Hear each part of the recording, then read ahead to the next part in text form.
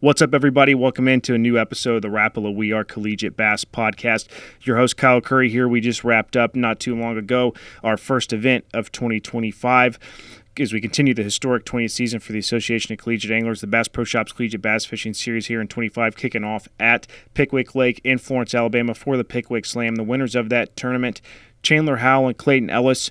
Shortened event, 1 day, 5 fish for 25.54 pounds. Chandler, real quick, we're about 10 days to 2 weeks removed from the tournament. Has it set in yet what you accomplished? Over 270 boats out there competing that weekend, and y'all finished in first place. Yes, sir. It's a really cool thing to be a part of.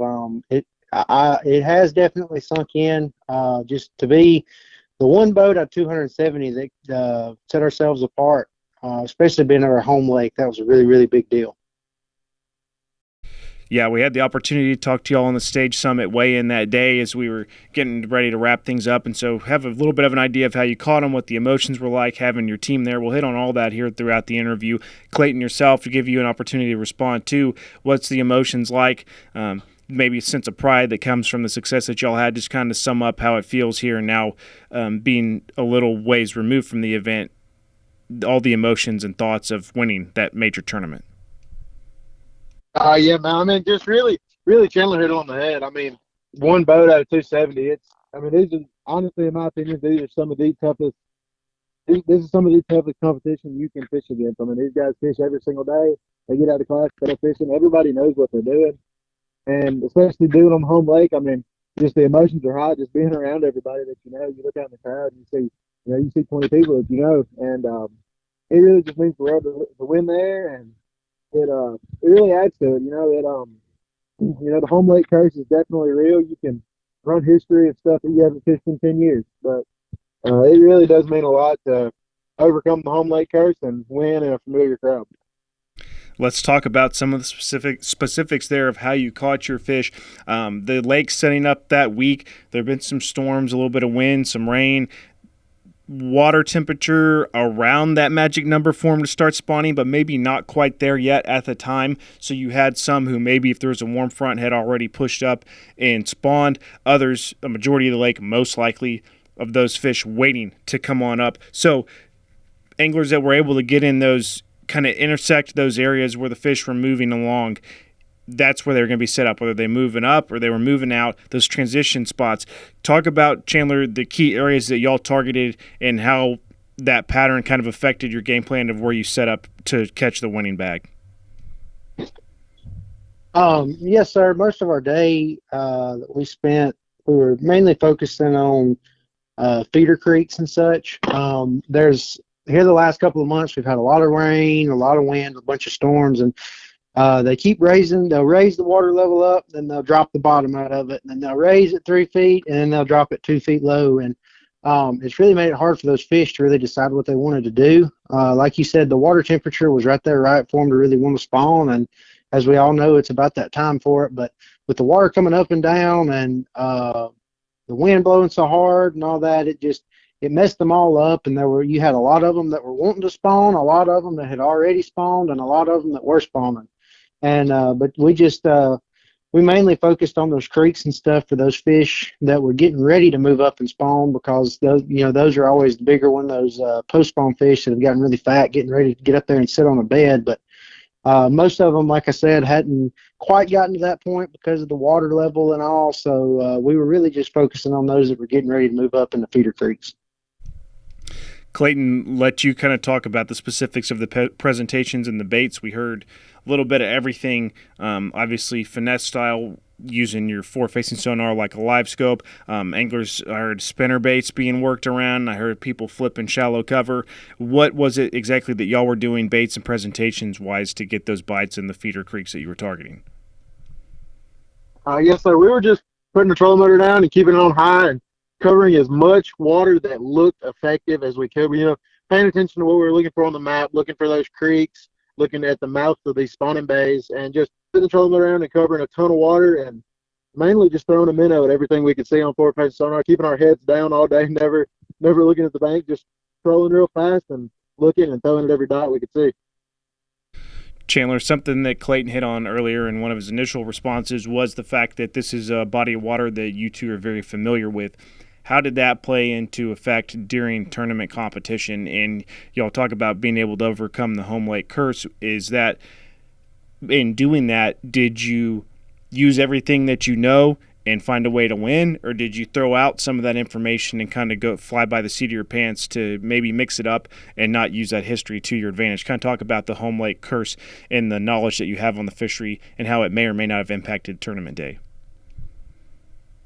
Yes, sir. Like you said, we live really close. It's about an hour drive for us to get from where we live to Pickwick. So we spend a lot of time up there. We spend I'd say just about every weekend at Pickwick, and we learn, you get out there and you spend as much time as you can learning as much as you can, and you can always, it sounds weird, but you can learn too much almost. It can be really hard to keep your head in a lot of that stuff, but and the home lake curse is very, very real, and we've had a very fortunate couple of months around here around the house, and it's definitely hard to shut off some of those areas in your head that you caught fish at the last couple of months, but they're just moving around so much right now that it's really hard to keep your head in it and not to think about those places that they have been and think about where they're going to move to, and you just try to get in front of them and cut them off while they're moving up to spawn and all. So it's definitely hard with all the knowledge that we have, but like I said, you have to really know how to shut that stuff off in your head. Pickwick Lake, a fishery that has produced some really good limits of fish this year already as you watch some of the national level tournaments, both regional and professional tournaments across, larger scale. Those weights have been really strong, and I believe it was a little over 20 bags, over 20 pounds at the Pickwick Slam. Clayton, talk about, as y'all are familiar with this lake, Pickwick Lake, and the fishery, what's it been like to witness that this spring and then to go out there and be able to do it yourself? Just talk to the health and quality of the fishery and the limits that have been produced so far. Yes, this spring's been really odd. The numbers of fish is really not as great. On paper, everybody's really, really catching them, but the numbers of fish you're catching today is not that great. But if you get 8 or 10 bites, you're going to have a really big bag. Even in the Toyota series that was there in February, some of the guys that were leading having over 30 pounds a day. Like, man, I'm getting 7 bites a day, but my smallest bite of the day is over 5. It's just there's a lot of really, really big fish over 5 pounds. We don't have the numbers of 2-pounders, but there's a bunch of really, really big fish in the lake, and they'll stack up and make a big bag really quick. We're talking with Chandler Howell Clayton Ellis from top 25 ranked Blue Mountain Christian University. They got the win at the Pickwick Slam in Florence, Alabama just a couple weeks ago. Part of that victory, they took home a $1,000 Bass Pro Shops gift card, 2 13 fishing reels, a Rapala prize pack, $50 AFCO gift cards, 2 Turtle Box speakers, 2 pairs of Bahia sunglasses, 2 trailer valet hitches, and they also claimed the ACA logo contingency as well as TH Marine Atlas Awards. Chandler, that haul right there, man, that is really stout. We heard your thoughts on the emotions of winning the event, but then to also go home with all of that hardware, automatic qualification into next month's Collegiate Bass Fishing Championship presented by Bass Pro Shops, as well as valuable points towards that Bass Pro Shops School of the Year presented by Abu Garcia, which we'll talk about next with Clayton. Talk about that whole haul right there and what that means fishing a no-entry fee event that this was to win those prizes is something. Yes, sir. It was a pretty good haul for everything that we won. But, having all the prizes, it's really cool. But really having that plaque with your home lake on it saying that, I was the best fisherman there out of 270, however many fishermen, it really does mean a lot. You can always spend the money, but you always have those prizes that you can look back on and say, I fished my tail off to win that against 270 other guys. So we got a lot of prizes, especially for a no entry fee tournament. So it was really neat. Yeah, definitely a good haul. Part of that haul, as I said, first place paid out 1,500 points towards the Bass Pro Shops School of the Year presented by Abu Garcia. Blue Mountain Christian's next highest finishing team was also inside the top 5, fourth to be exact. So you guys as a school earned the most points of any school to compete at Pickwick Lake that week with 3,470. Clayton, talk about that and the significance of such valuable points as y'all are now in 16th in the all-encompassing national ranking system to be able to earn the most of any school. So y'all win first place and earn the most points of any school at Pickwick Lake. What's that mean to you guys and the team?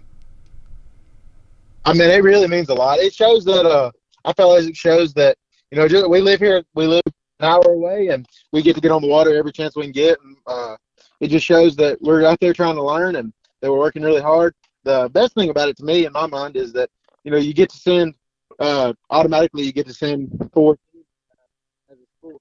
We have 6 teams in total, and this week with 2 of us qualifying, that means our whole team gets to go to the championship. So having all the boys at home was going to be fun with everybody, and that really means a lot to me. Yeah, those additional qualifications earned through top finishes able to help bolster a team's presence at the Collegiate Bass Fishing Championship presented by Bass Pro Shops next month, which will be a triple points tournament as the final ACA event to count towards this year's points cycle. Chandler, talking about the future, the rest of the season, a little over a month left in that Bass Pro Shop School of the Year presented by Abu Garcia. What is Blue Mountain Christian University looking to accomplish? Currently sitting in 16th, so cracking the top 10, probably a realistic goal and opportunity. Expand a little bit on what y'all want to achieve and where you want to see your team's ranking at the end of the year.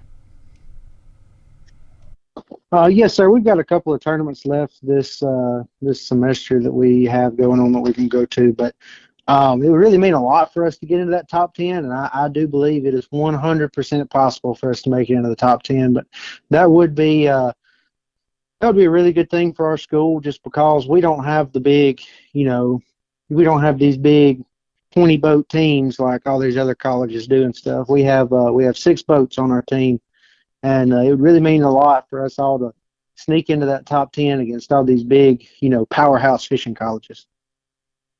And they're all going to be on hand there at Lake Hartwell in a little over a month. As I said, that's going to kind of culminate the end of the season for the Association of Collegiate Anglers and the Bass Pro Shops Collegiate Bass Fishing Series. Clayton, same thing, kind of expand on it as you will. To finish the season, what do you want to accomplish both as your school group with Blue Mountain Christian as well as your 2 angler pairing here as Clayton and Chandler? What is success? What would success look like here over the next 4 or 5 weeks as we wrap up the season? Yeah, sir. I mean, cracking that top 10 will be crazy, especially against, you've got teams like Montevallo and UNA. They have so many boats, and we just have, there's just 6 of us out there. But it would really mean the world. It would show how hard we work, and it would really show everything that we do.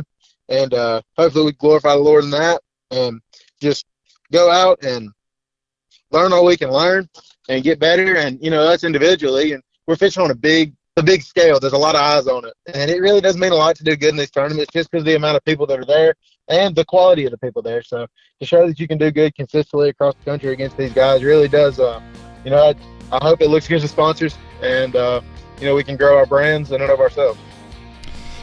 Definitely agree with that. Finishing up a season, it's always fun to finish on a high note and do well and bring the notoriety to your school, club, partners, and yourselves and team included. So, guys, great work here. That's going to wrap up our conversation with Chandler Howell and Clayton Ellis, winners of the Pickwick Slam here just recently contested by the ACA at Pickwick Lake in Florence, Alabama. Guys, great job. As we mentioned, you'll earn qualification into the Collegiate Bass Fishing Championship presented by Bass Pro Shops. So, safe travels to that event, and we'll see you there soon. Thank you.